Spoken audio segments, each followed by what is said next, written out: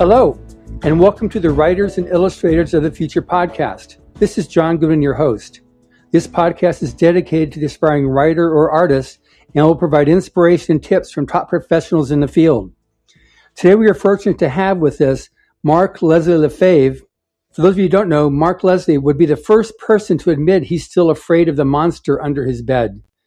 Proudly adopting the term book nerd for himself, Mark is a writer, editor, and bookseller and is most comfortable with a pen in hand, fingers on keyboard, or with his nose stuck in a book.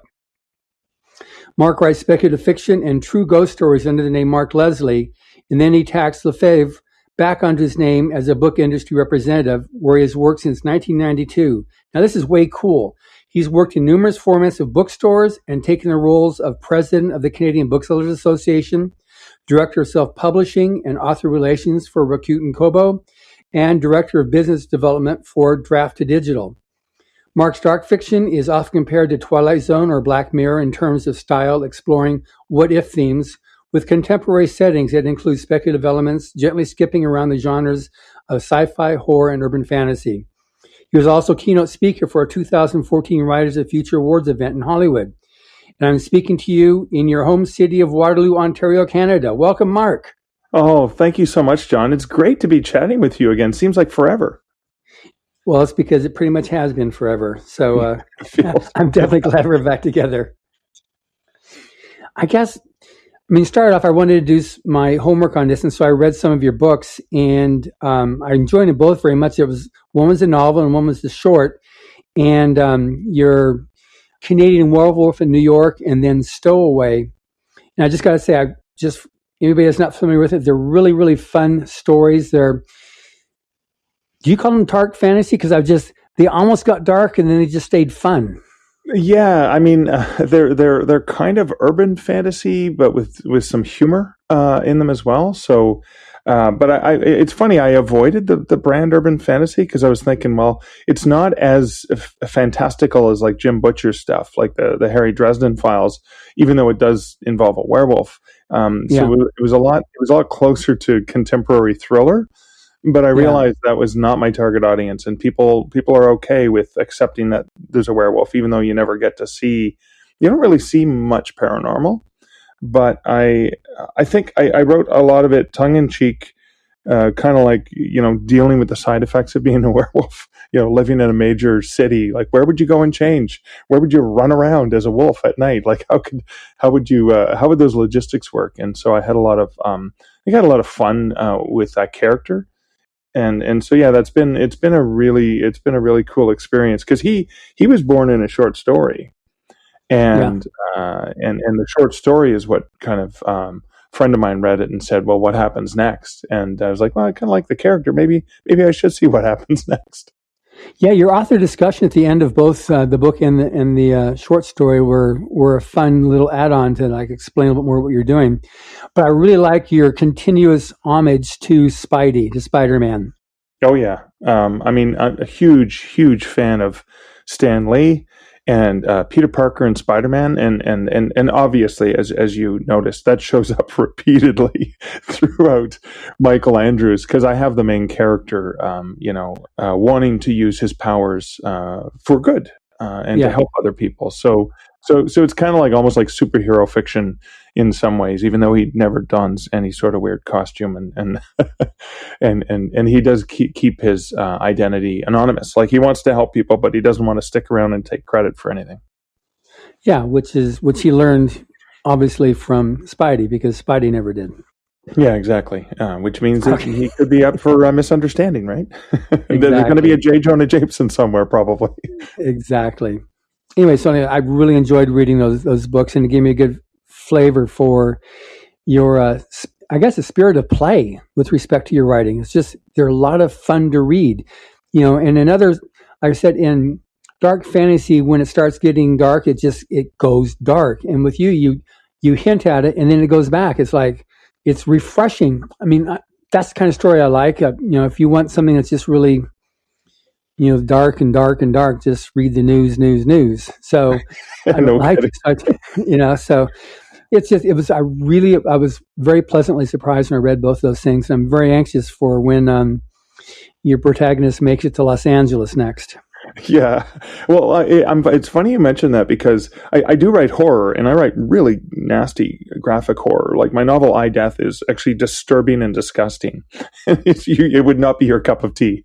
It's No. definitely very, very, very dark. But with Michael Andrews, with that character, I had a lot more fun with it. And I mean, ironically, I think it was my visit to Writers of the Future in 2014. That helped inspire some of the settings for this novel.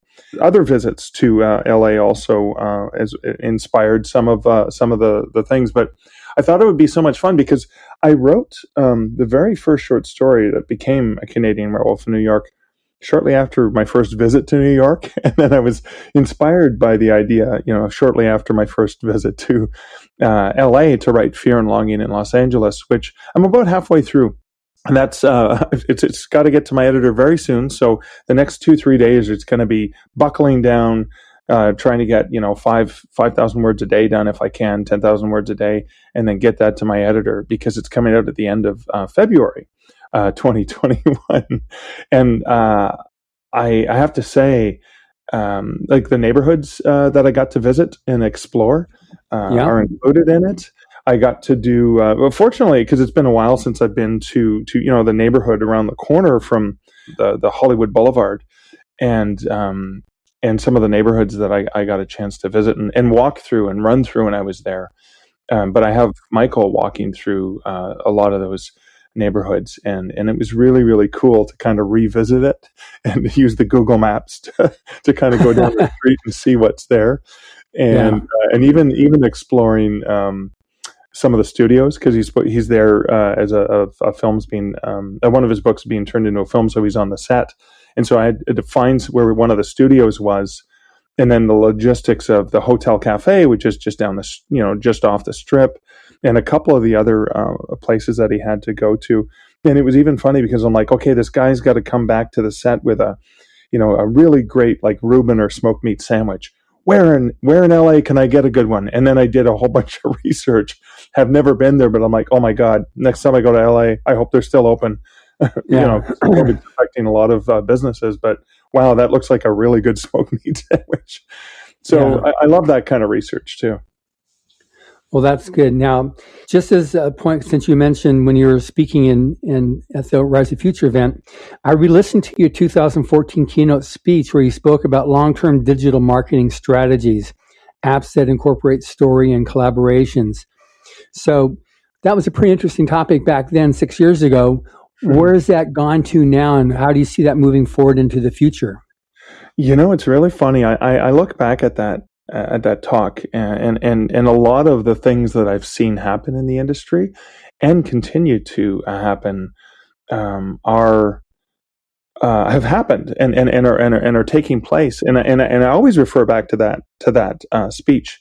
Now, fortunately, because the videos are online and people can find them, but I remember when you guys asked me to talk about the future of publishing, I was like, oh my God, what's the future going to hold, right? Like, I know we write science fiction and we are always thinking about that, but the thought of publishing being more collaborative than ever before was a central message, and I've experienced that myself, and I've seen that throughout the indie author community. I'm seeing independent authors go on to become publishers. And when I explore it back through the history of publishing, like I did in that speech, but I didn't get into some of these details, when you look at the origin of the world's largest publishers like Penguin Random House, you look at Random House was really a couple guys who said they were going to publish books on the side at random.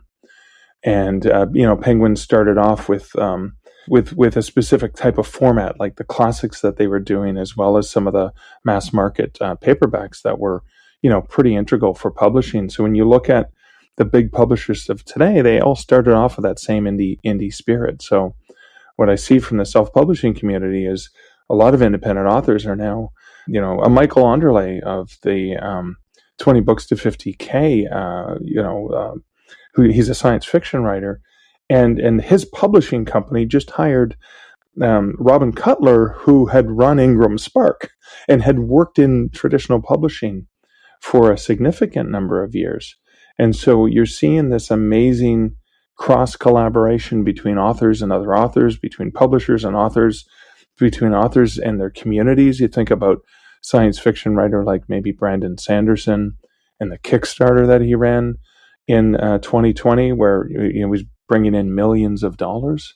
So I think I'm optimistic about the continued future of opportunity for writers through all walks of publishing. Through the amazing opportunity, the unfounded, unprecedented opportunity that writers have to get discovered through the writers of the future, the writers and illustrators of the future. And there's still nothing like it on the market. So that is a traditional publishing opportunity that I think opens incredible doors for authors. And of course, there's all these other opportunities that our authors have access to, whether it's short fiction, whether it's novellas or novels, whether it's audiobooks, which have really, really grown in the last I guess 2-3 years. I mean, I've been a fan of audiobooks for a long time because of my long commutes. I used to have long commutes into Toronto when I was working in the Kobo office. It was at least probably 2 to 4 hours a day where I was commuting. So there was a great opportunity, to listen to podcasts as well as to audiobooks. So yeah, I think we're still just seeing the beginning of collaboration. When I look at Draft2Digital just launched a few months ago the opportunity to publish collaboratively, publish ebooks and print books, and do royalty sharing with various contributors. And the challenge, because I'm up here in Canada, and I've published an anthology where I wanted to use payment splitting so that the writers actually get ongoing funds as the book sells. And the challenge with me is if I'm getting most of my sources, from Amazon or Draft2Digital or Smashwords or, a lot of American companies, I have to take that into Canadian funds. Then I have to translate it to Canadian, where I always lose money from the bank. And then I translate it back to American to pay most of my contributors who are American. So, I love these tools that Draft2Digital have where they take care of the tax forms and they just pay the authors directly and I get my cut. So it actually, it saves me money. And it saves me time, and it saves me hassle. So I'm really excited about the different tools that are out there for people to collaborate. Well, we're collaborating right now, right? You're in Los Angeles, and I'm in Waterloo, Ontario, and it's like we're just sitting across the table from one another. Which is a very nice thing to be able to do that, because otherwise it gets really expensive to work together. Not to mention pandemic-wise, I'm not going to be able to travel to go hang out in a coffee shop with you. Exactly. So now I'm interested in how you've jockeyed so many career directions: author, speaker, consultant, publisher.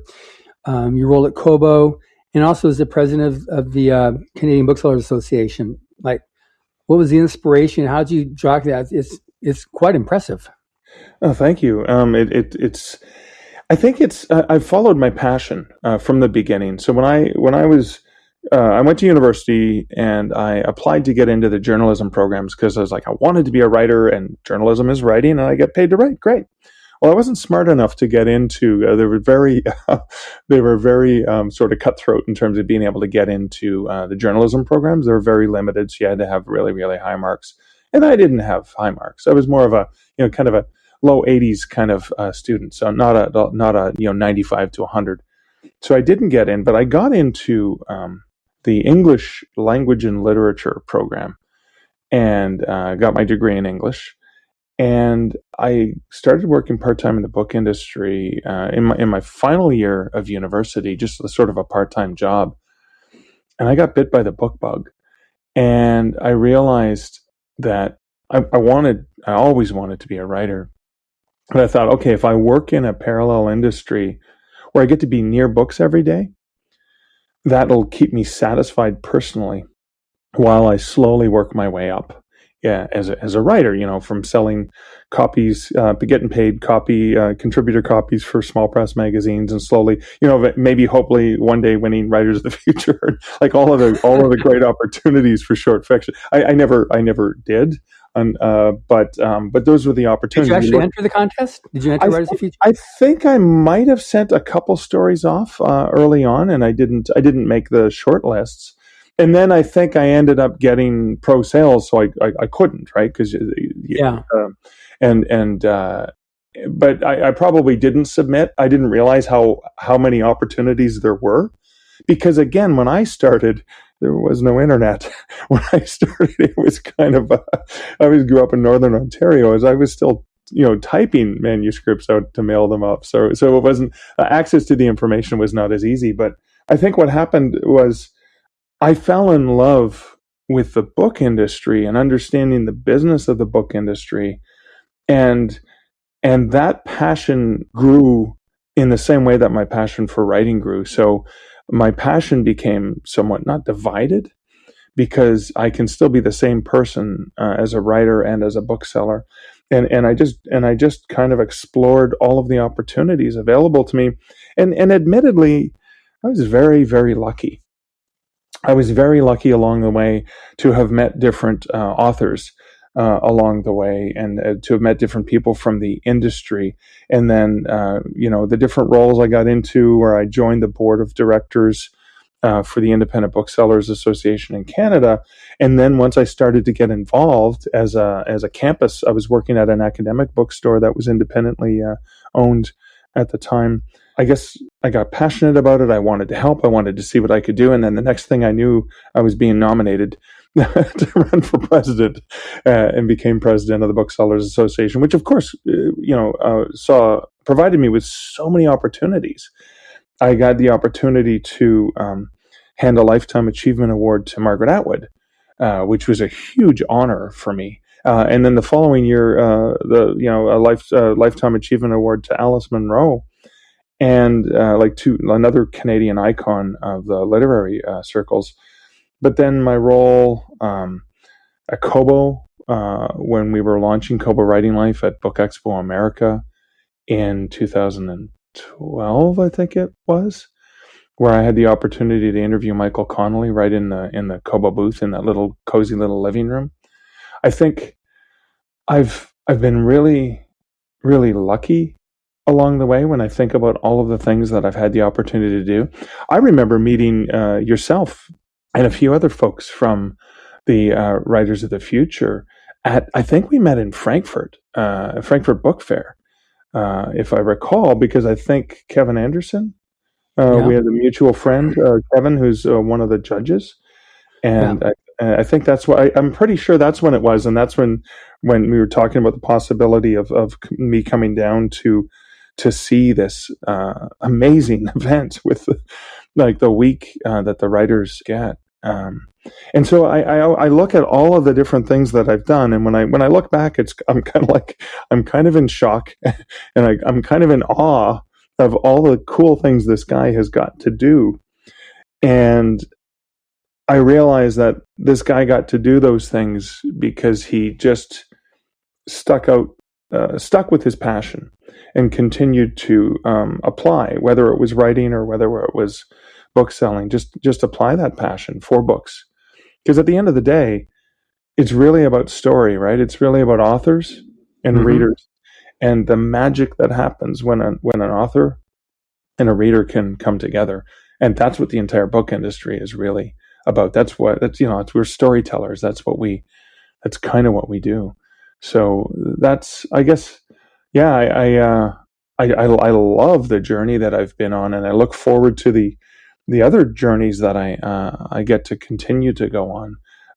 But yeah, it is kind of, when you pause to look back, you go, wow, I got to do a lot of really cool things, and I still consider myself young, so I'm hoping that there's a lot more ahead. Yeah, no, that's awesome. Now, one of the things on your writing, since we're addressing the area now, like just appealing to one's passion and sticking with it, you seem to be equally adept at, well, I've only read 2, but you seem to be equally adept at writing novels as well as short fiction. How and or why do you do this? Again, Bronte, who is the character in your short story collection in your Canadian Werewolf in New York story, is also the main character in the novels that Michael, your protagonist, writes. I mean, it's like you've got short stories and novels in your stories as well as for yourself as a writer. That seems like looking at one of those, looking at a mirror and then see the mirror behind you and just keep on going deeper and deeper and deeper. Yeah, I mean, there's a lot of layers to it. So I think sometimes what happens is sometimes I'm struck with an idea. So, as an example, A Canadian Werewolf in New York was originally based on a 10,000 word short story, and the premise was it was for an anthology. I was looking at the markets, and the anthology was The Monster Within, and the editor was looking for stories about the human side of a monster. And what it would be like. And I was like, oh, that'd be neat. Well, what if you were a werewolf? And what if you lived in like a big city like New York? And what if you woke up naked in Battery Park with a bullet in your leg and you had to figure out how to get home without that being seen? Well, why was that a concern? Well, because maybe you're a pseudo-celebrity. Oh, okay. Well, I obviously gravitated to author because that was one I knew very well. Didn't have to research as much. And that was a short story because I had this story arc. Hey, get to your morning appointment, get some clothes, get there. And then I realized there was more to it. But sometimes a short story comes to me or an idea comes to me, and I don't know if it's going to be a novel or a short story until I start to play with it. Sometimes it's a concept and it's a really short story arc, and I know that I can do that within 2,000 to 10,000 words. Other times, like with A Canadian Werewolf in New York or Fear and Longing in Los Angeles, that's going to be at 80,000 words.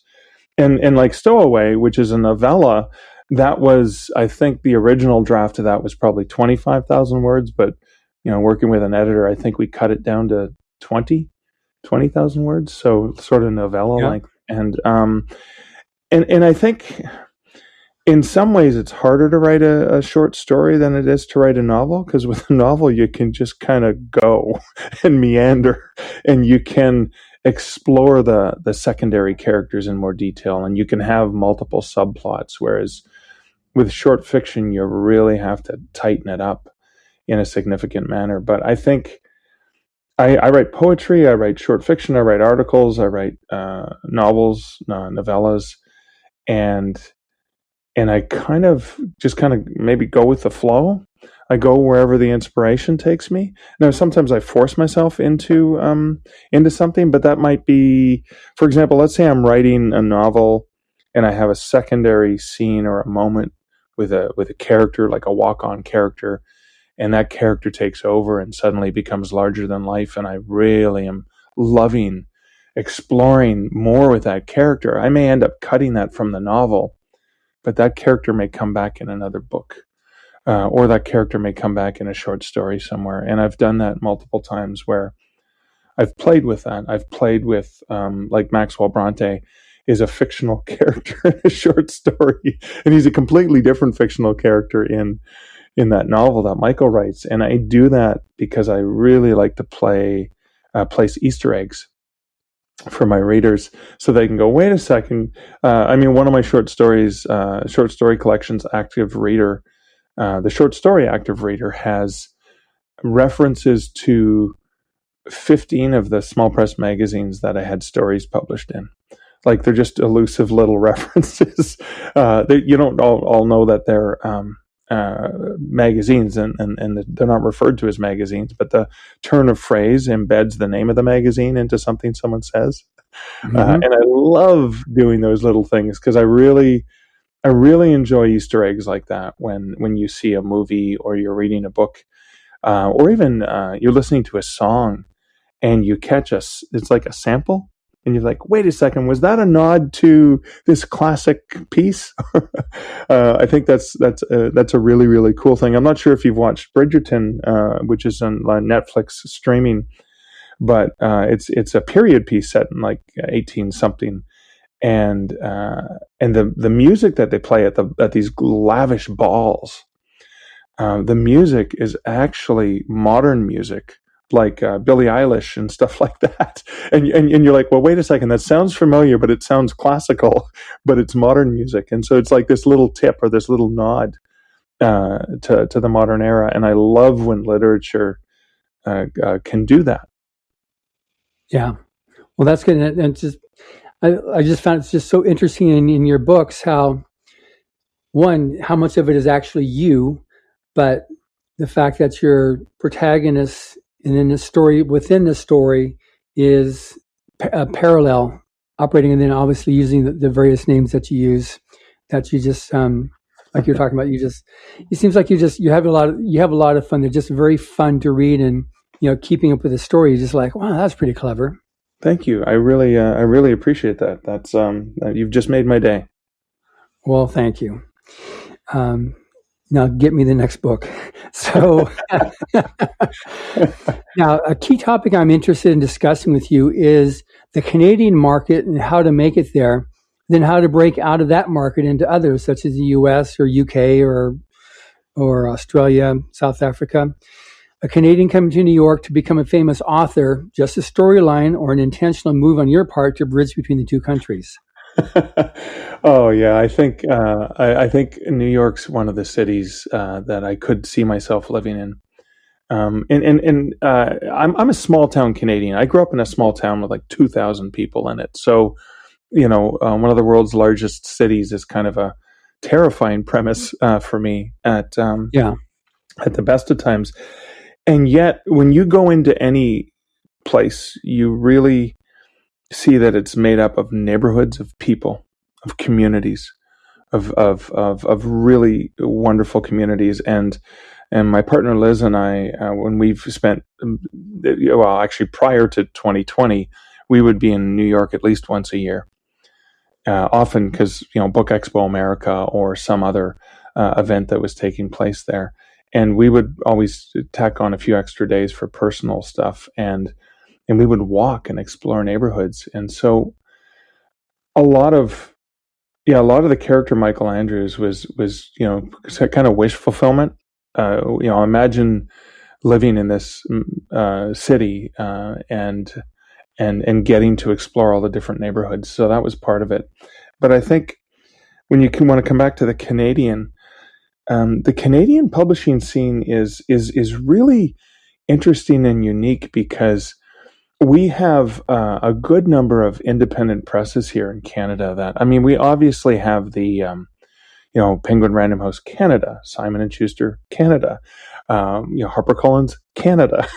Like, we have the versions of the major international publishers. But one of the publishers that I publish with, Dundurn, I think of them as a small publisher because, there's a team of like 20 or 25, maybe really awesome people that work in their office in downtown Toronto. And I realized I have 6 books with Dundurn, and I realized that they're Canada's largest independent publisher, and yet they still have this feel like you can actually talk to people. And I know it was a weird thing because in terms of publishing, if you're looking for success with a publisher, it's to understand what it is that they're doing and who they're trying to sell books to, and how the book you want to write for them solves a problem that they have. And now I was lucky with Dundurn because I happened to be at a book industry event, and I overheard a vice president of Dundurn talking. And she said, "We've always wanted to publish a book of ghost stories about Hamilton, Ontario." I tucked that little nugget away. And then I went and looked into the market and said, okay, there's lots of ghost stories for Hamilton, Ontario, which was the city I was living in at the time. Are there any books about ghosts for Hamilton? Nope. Is there any tour? There was a tour group called Haunted Hamilton. Now there's 2, Haunted Hamilton and GhostWalks.com. And they're doing regular ghost tours of the city. There's obviously a demand for ghostly stories.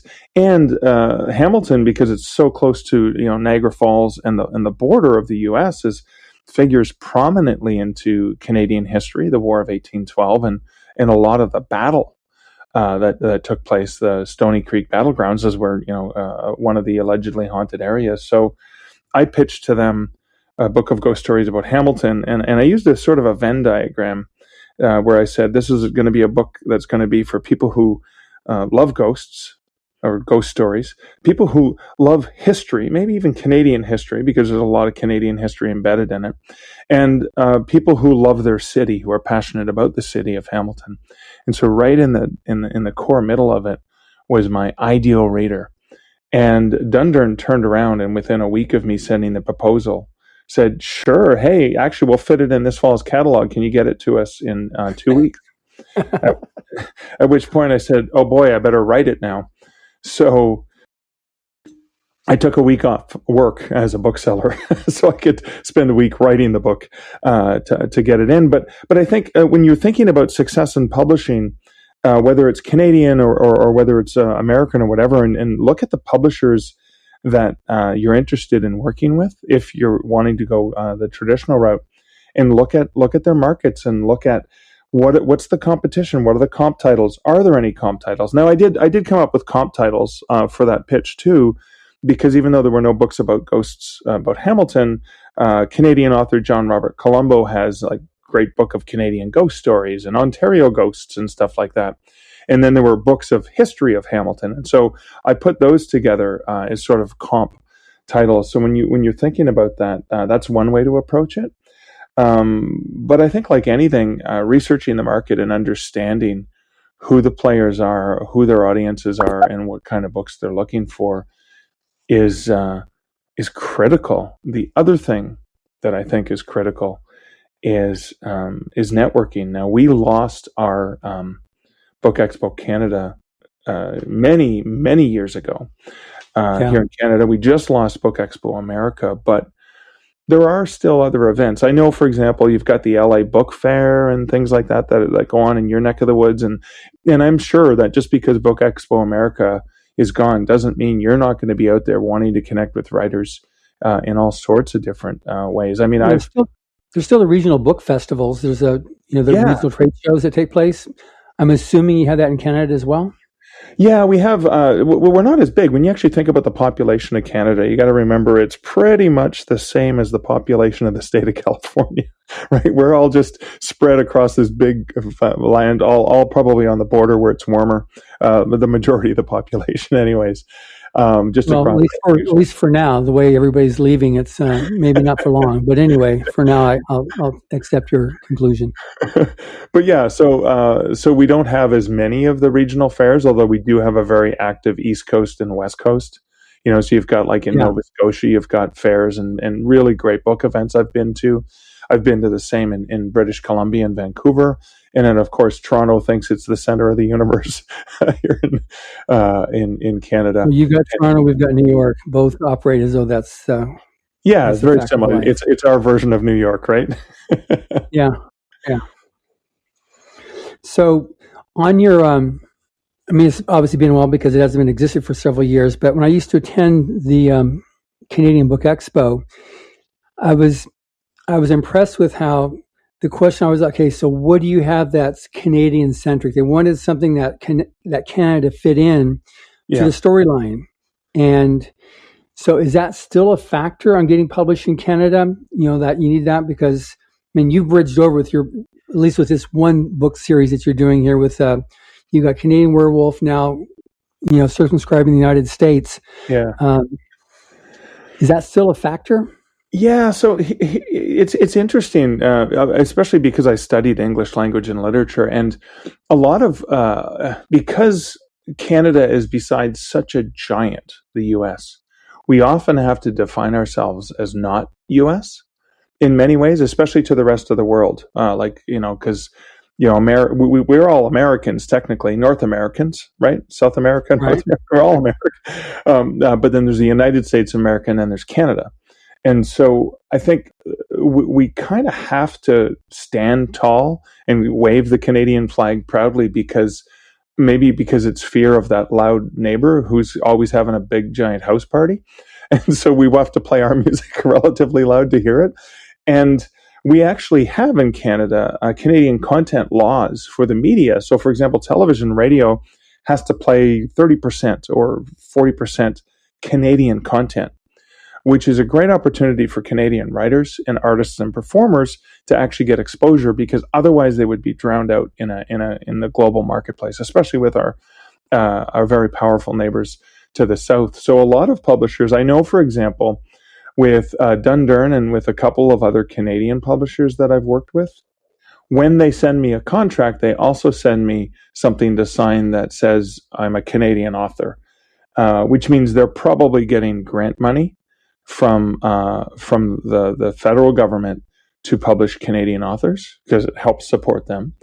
I also, and then there's provincial ones as well. I know Alberta, for example, has a lot of great grants for writers there. And I know states would probably have something similar to that if you're in the US. But I think one of the other things that Canadians have access to, which is amazing, is there's an International Public Lending Rights Commission. And there's Canada participates in that. And that means as a Canadian author, I actually get compensated for my books appearing in public libraries. And that's quite a hearty compensation. So I think there is an opportunity to demonstrate Canadian citizenship or Canadian sentimentalities, Canadian perspective, Canadian experience. And I think a lot of publishers out of Canada are going to probably pick up on that. I think, for example, when you think about Neil Peart, the drummer from the Canadian rock band Rush, Neil spent the last 20 years of his life in LA. Yeah. And, fell in love with somebody down there, has a ton of friends down there, and was living, well, when he wasn't traveling the world, raising his family there. But he was still publishing with a wonderful Canadian publisher, ECW Press. And again, ECW Press is a beautiful, phenomenal press with a great publisher and editors. And I've had the good fortune of getting to work with them, even being in one of their books. And I can imagine that he really enjoyed working with these people because I think his very first publisher was a small East Coast publisher, very small East Coast publisher. And I think he liked that hands-on, down-to-earth sort of. I remember, I mentioned Kevin J. Anderson, who was a good friend of Neil Peart's as well. I remember Kevin, the first time I took him out as a business person when I was working at Kobo, and I thought, well, hey, he did an event for us in 2014. Why don't I take you out for dinner and some drinks?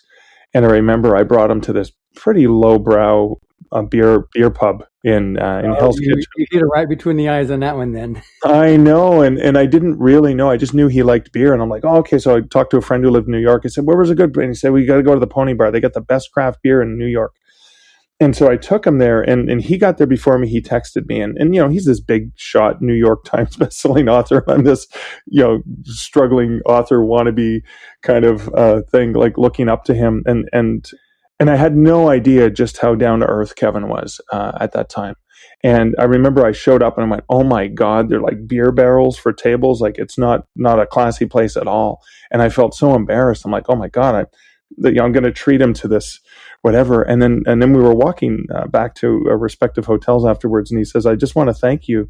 Every time like I meet with, my agent or editors or anything in New York, they always take me to these fancy restaurants where there's like 12 different pieces of cutlery and I don't know what to use and stuff like that. He goes, this was a perfect night. I just got to relax, let my hair down and enjoy myself. But anyway, so it's that down to earth, I think, that you can kind of get working with a smaller publisher too. Mm-hmm. Okay. So then in terms of getting published in Canada then, so there is a definite concern that either you are Canadian yourself or that your story takes place in or at least ties in with Canada? Yeah. For example, one of the anthologies I edited for Edge Publishing, science fiction publisher in Calgary, was it was an anthology of Canadian authored fiction. And ironically, the only American who ever appeared in its pages was Neil Peart, because I published a story that Neil and Kevin co-wrote together. And so there are a lot of opportunities for Canadian, but if you're not Canadian, there are still, publishers are looking for good content, and it doesn't necessarily have to be Canadian content if it satisfies their needs. So, for example, if you're wanting to sell a novel or a memoir or whatever to a regional press that has a regional flavor, and this is a place you visited and you're familiar with, or it's set there, there's no reason why, even if you're not Canadian, that they're not going to take it seriously because they want good content, regardless of who's writing it. Now, they will probably have some sort of bias towards Canadian. They'll probably have some bias towards own voices and things like that. But they're not going to be close-minded to, American authors or authors from anywhere else in the world who have a story to tell that is of value to their readership. Okay, now conversely, you're a Canadian author. Have you had any issues or difficulties in breaking into the U.S. marketplace? Maybe not so much, but maybe that's because there's so many more publishers in the U.S. and so many more genres and niches. There may have been a few things that I couldn't enter, like a few contests and a few things that I've wanted to submit to, but they were restricted to people from certain regions. But to be quite honest, I've never felt like I was standing against a brick wall. That's never really felt like an issue to me, whether it's, U.S. or other countries. Okay, well, that's good to know. I just wanted to clarify that point because, like I said, it really impacted me when I was there several years ago. Like I said, for multiple years at the Book Expo Canada, that, when I talk about Rise of the Future, if I had a Canadian winner, we're interested. If I didn't, then okay, well, we'll pass. And so it definitely made a difference when we had. Obviously, I'm expecting this podcast to reach a lot of people in Canada, so we get a lot more entries to the contest. We have some more winners, and life goes on there in Canada with Rise of the Future. So, if you have winners in the annual anthology, I could see booksellers being more likely to want to carry it, especially if it's local, right? Like, hey, the winner is from our province, or the winner is from our city. I mean, that would be, when I was a bookseller, I would look for any reason to hand sell a book to someone. So that's probably why they were prompting you for stuff like that. Hey, you've got 15 stories here. Are there any Canadians? Yeah, no, that I can track with that. And we did experience a few years ago when Rob Sawyer had a short story in Rise of the Future, I don't know, 31 or 32. It sold amazingly well in Canada, because it has Sawyer's story in it. Yeah, and obviously Rob is a treasured is a treasured Canadian writer who is well respected. So yeah, I could see booksellers going, yeah, of course, Rob. Yeah. So now, having attended Writers of the Future, I'd also like to discuss its impact on science fiction and fantasy overall, as well as in Canada. I know there's several winners from Canada over the years. Yeah. Alan Gardner, I think is his name.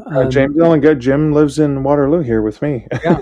Well, not with me, but in the same city. Yeah. So I think he was one of the first winners there, and Stephen Kotowicz, I think, won. Tony Pye was one. Yeah, amazing. I'm proud because I was editing an anthology. Stephen sent me a story, and I had to.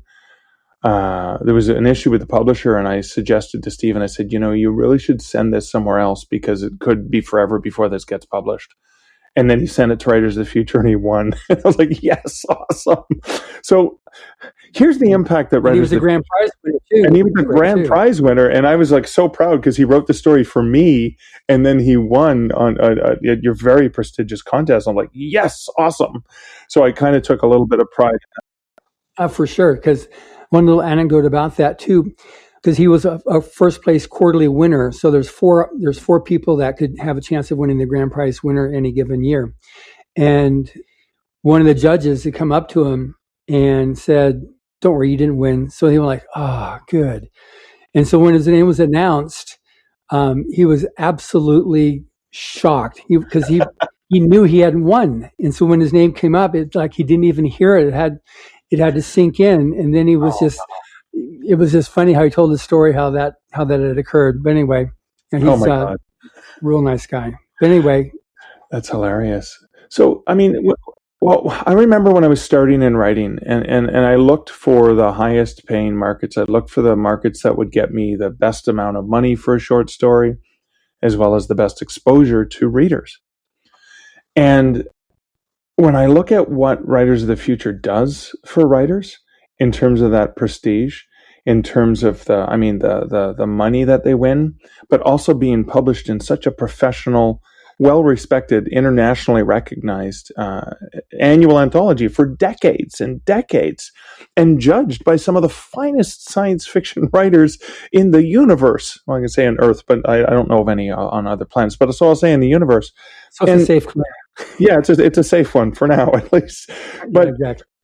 I think the other thing too, having been there and witnessed the amazing opportunity that writers get when they get to come and spend a week with so many phenomenal people from the industry and learn about the business of writing and publishing from so many different people, get to meet each other and learn about each other and work together. And it is unlike anything most writers will ever get to experience in their life. The gala that is thrown, I remember just, it was a black tie event, and I remember walking around and looking at the smiles and the love and the camaraderie in that room, and just thinking, wow, imagine your very first professional sale is this. Like, this is a pinnacle of an author's career. And when I think about all of the amazing New York Times bestsellers that were discovered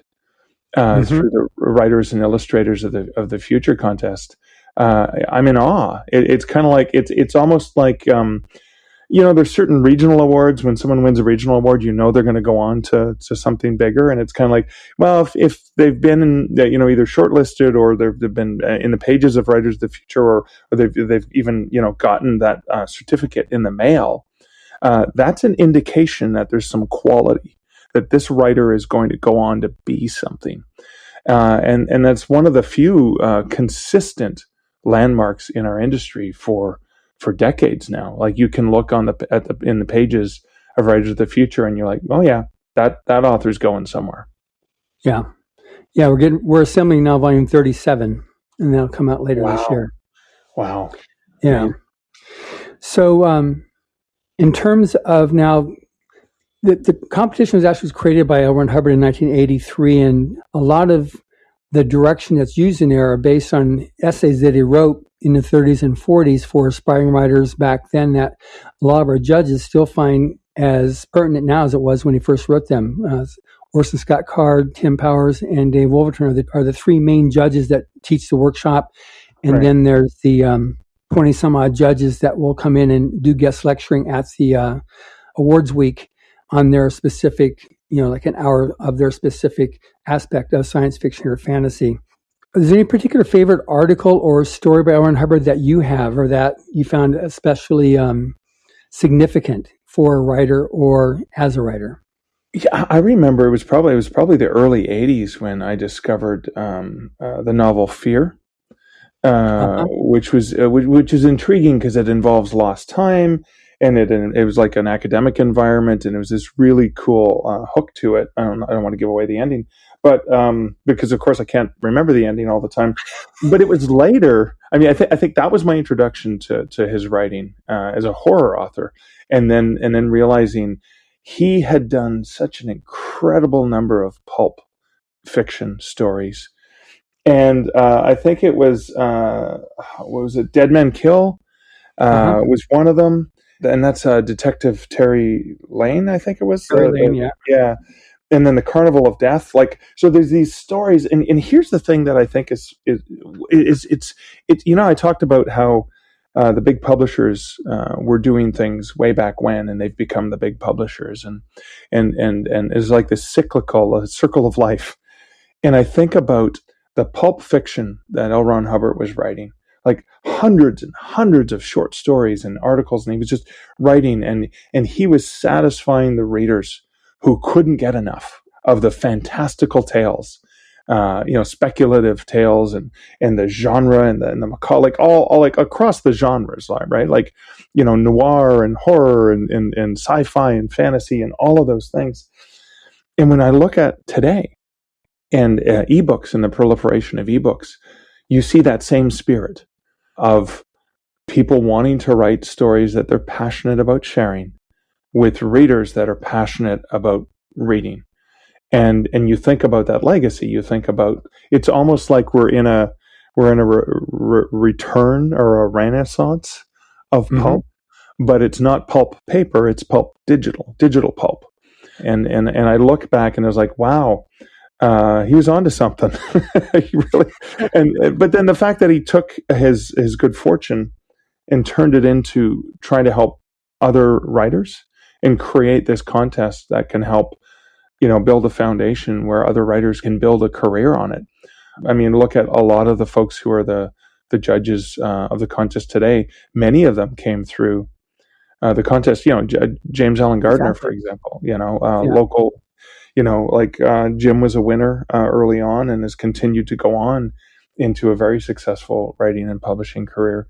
And so I just think, wow, what an impact to have, what a legacy to leave, to be able to prop up other writers still today. So would you encourage aspiring writers to enter Writers of the Future? No, of course. Yeah. No, of course I would. I mean, I think it is, when you look at the markets, I used to, when I started, it was like Writer's Digest magazine, and you looked at the different markets that were available. And there's very few markets that will not only give you the opportunity of recognition and pay, right? So you get the two, not just one. Sometimes it's recognition with no or little pay, or sometimes it's pay with very little recognition. This gives you both. But then the other thing that it awards you an opportunity is to become part of a community and to learn from other writers who've been in the industry for decades. And I mean, I think about all of the judges and all of the people who have been there mentoring young writers over the years. And I think, wow, you're not just entering a contest, you're really signing up for an opportunity to learn and grow. And that's a lifelong learning and growing, right? It may start when you're a young writer and you haven't had a single professional sale yet, but I think about all of the things that you get out of it that are well beyond just winning a prize, and that's a significant, and that can't be stated, emphatically enough. That is something that some writers will win contests, and some writers will win, get published in big things.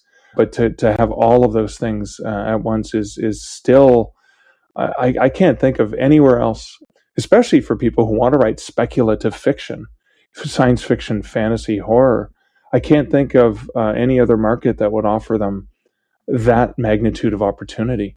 You'd be silly, like me, you would be silly not to keep submitting as much as possible to a contest like this. And I look back now, as I can't anymore because of professional sales, but I was like, oh man, I should have submitted more often. I shouldn't have taken that, one or two rejections as a sign. I should have just kept going. I should have kept trying, because you got better over the years, I think. Yeah, well, obviously, we had one winner who had submitted 47 times before he finally won. Wow. But for those who don't know, Writers of the Future is free to enter. It's open to all amateur writers. It doesn't matter if your age, nationality, sex. They're just we have entries from every English-speaking country in the world right now, and you can. The year is broken into 4 quarterly contests, so you can actually submit 4 times a year, and that's one of the things that Kevin Anderson talked about. When he pro'd out, but after he became a judge, and he went on the stage, and when he had his first essay published in one of the Writers of the Future books, and he stood up and said, "I've finally been published in Writers of the Future," waving his hands over his head.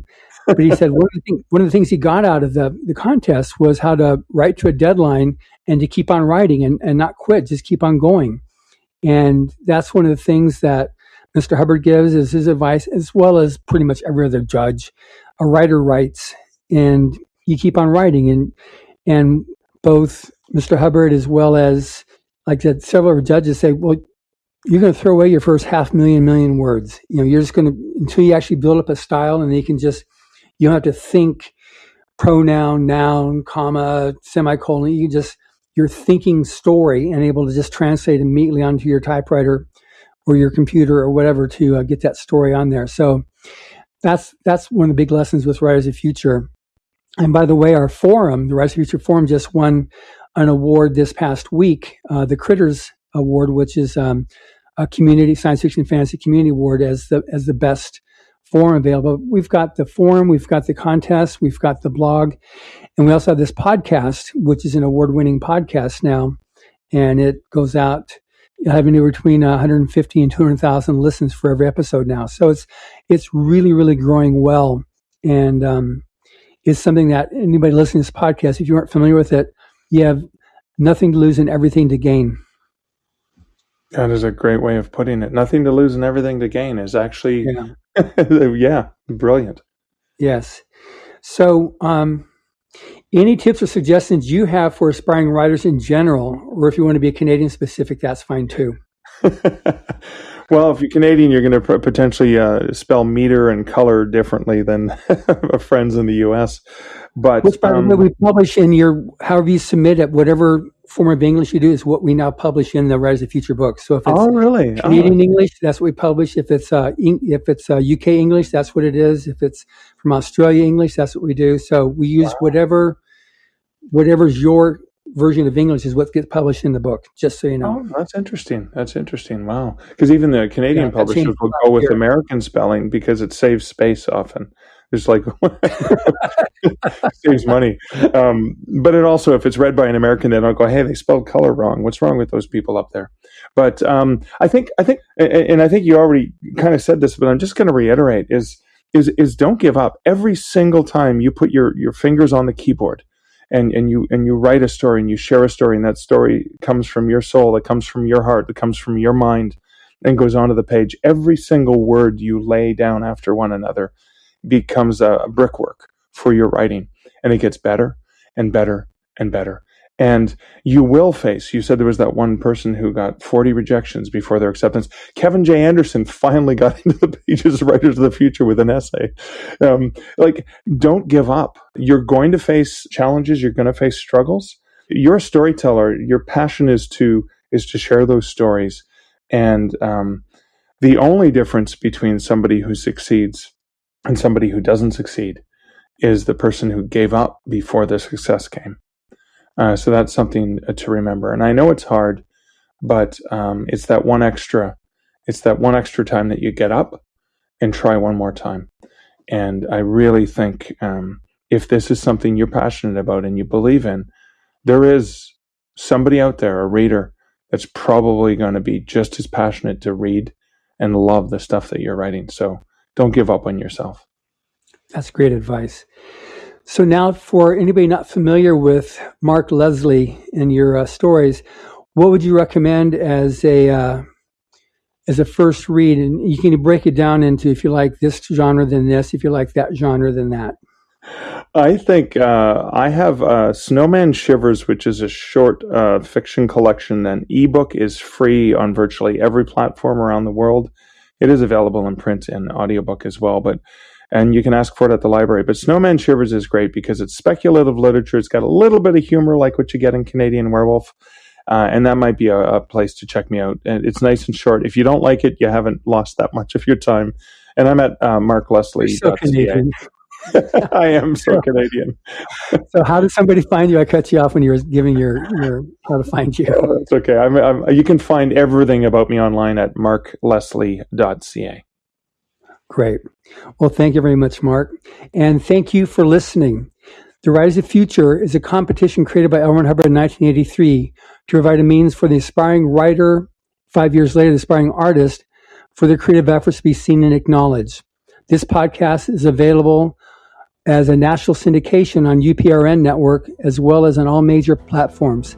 Thank you very much for listening, and thank you very much, Mark. Thank you, John.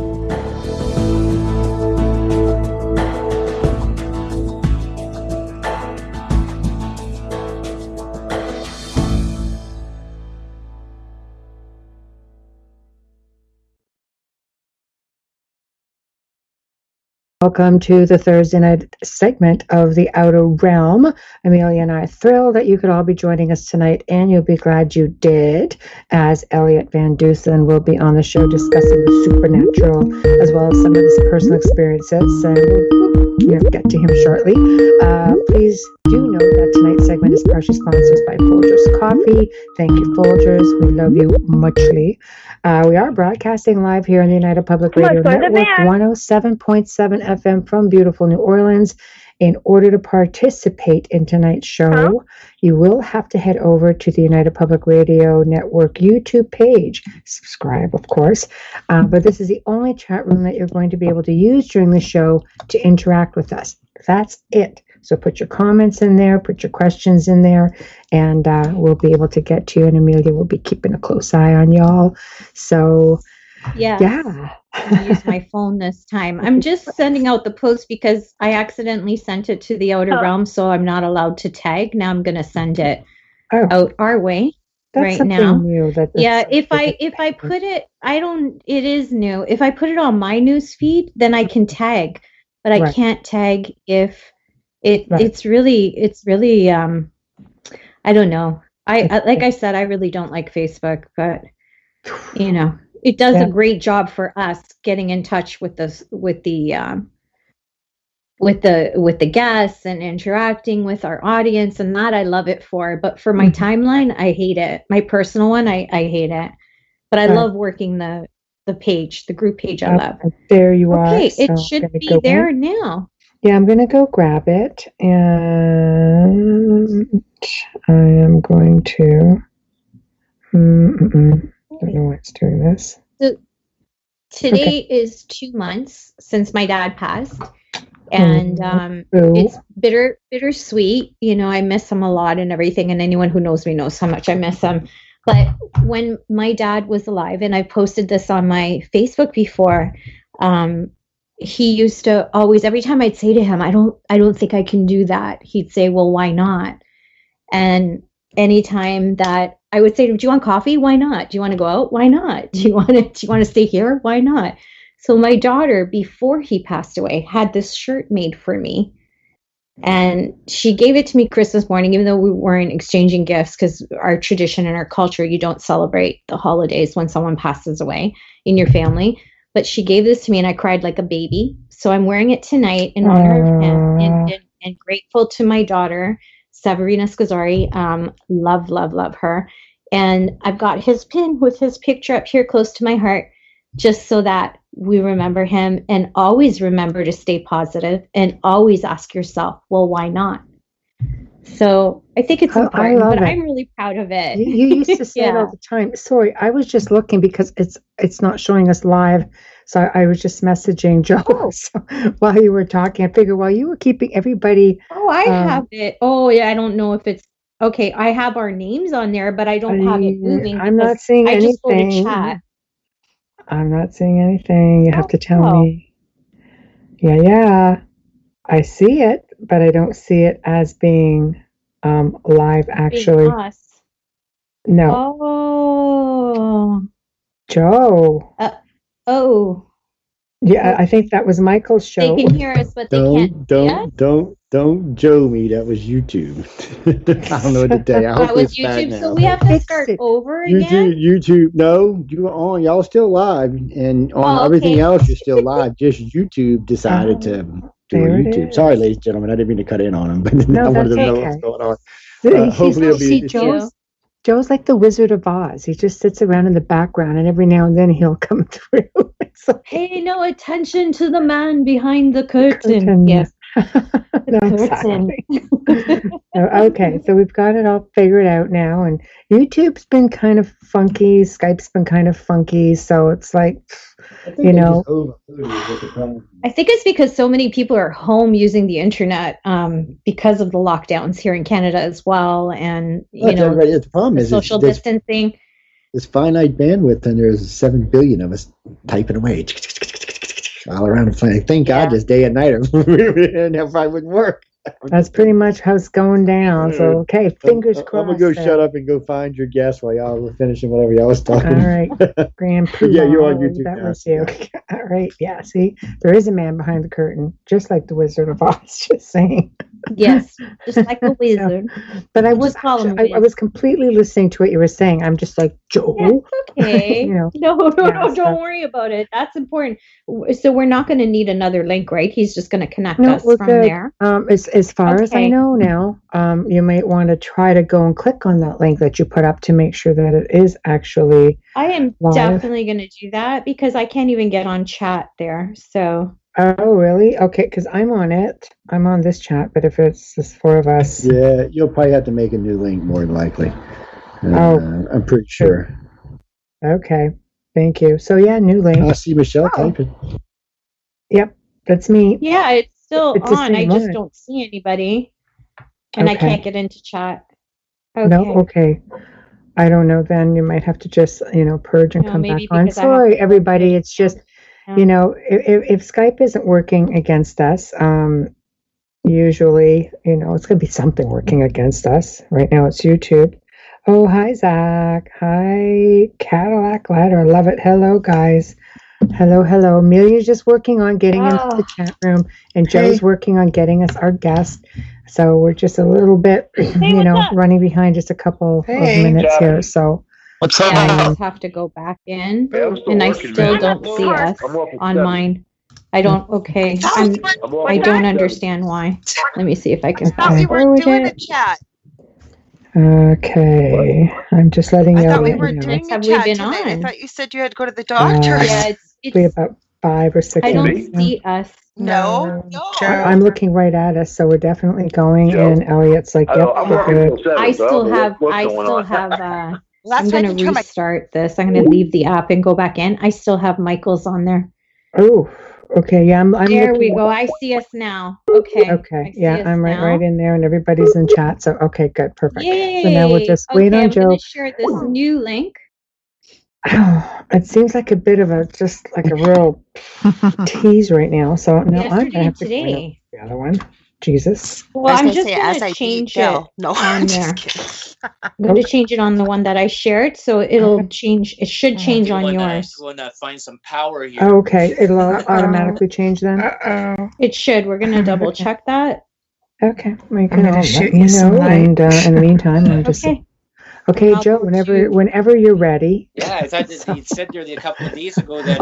You want me to read the intro? Not going to be this week. Oh yeah. Okay. Yeah. That's what I thought too. I need to do an intro, and it's Thursday. That's what I thought as well. So I don't know. Last minute, Elliot, how are you? Toes moment, I guess. Good. How are you? Good. Oh, there you are. All right. Wow, there we are. Perfect. Sorry, we had a problem with the link, so Amelia's just fidgeting for a moment. So then she's going to read your bio and do it like formally, which is something we normally would have done by now. And I'll do it in my best cop voice. I don't know if I have one, but I'll do it in my best cop voice. I don't have a cop voice. I'm always fascinated how you can pick one off. No, I don't have one. All my accents sound the same too. Like I'm just a girl from Ontario. No clue. It's trying. Yeah, I don't like it when we start off crazy like that, but it's nice to see your face. Everyone tuning in, Elliot Van Dusen has been fascinated with both the supernatural and law enforcement since childhood. We have that in common. Elliot graduated from St. Mary's University with a Bachelor of Arts degree in criminology. He completed 15 years of service with the Royal Canadian Mounted Police, retiring at the rank of corporal. He spent his policing career specializing in major crimes, homicide, sex crimes, and drug enforcement. He currently serves as the director of Paranormal Phenomena Research and Investigation, a nonprofit organization dedicated to investigating, researching, and educating the general public in the social science discipline of parapsychology. With 23 years of experiencing, researching, and investigating the paranormal, he's also the author of Evil in Exeter, based on a true story investigation, as well as the second book, Supernatural Encounters, True Paranormal Accounts from Law Enforcement. Welcome, Elliot Van Dusen, to the show. That's the start. Yay! I'll do my flag again. Thank you. It's like my fake emojis. How are you? I'm just trying to get dressed What's up. The weather like? Turn on the camera and scared, man. I'm doing great. The weather is fine. Scared children and shit. Whoa, too.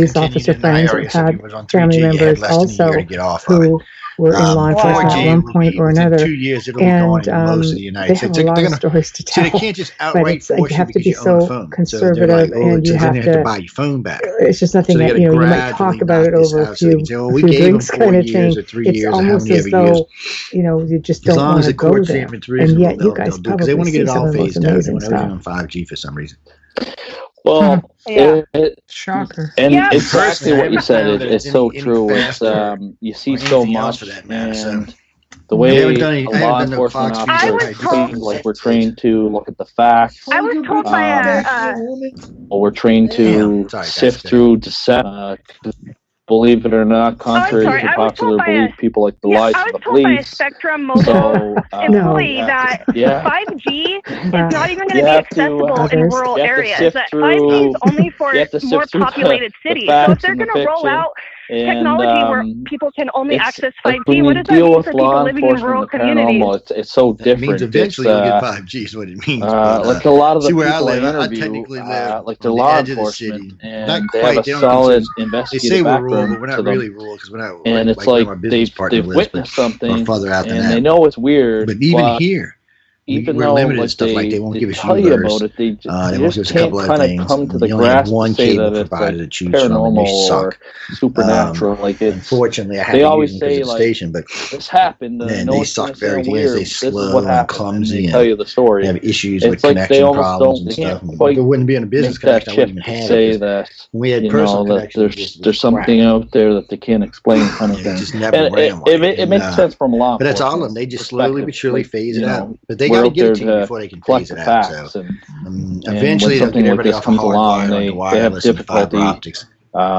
understanding us and Which I don't know why they explaining want it. to do that because there's a lot of advantages Yeah, to hardwire absolutely. versus, It's almost like it's the logical wireless. side. But anyway, It's like being the left-sided thinker versus the let me get us right-sided on here. thinker. 'Cause- oh, by the way, You know, if Leah, you've Michelle, heard the Dell, comments where the Lori, right side y'all is know just Leah. Leah very used to host me back in the day. artistic and open-minded, She's and a the left regular side is listener. just very She's logical seen and talking very about UFOs focused, and tonight. you know, the hunter She mentality, come and to hang out with you us, know, and it's Jay like said he might you get just us don't on stray later. from that.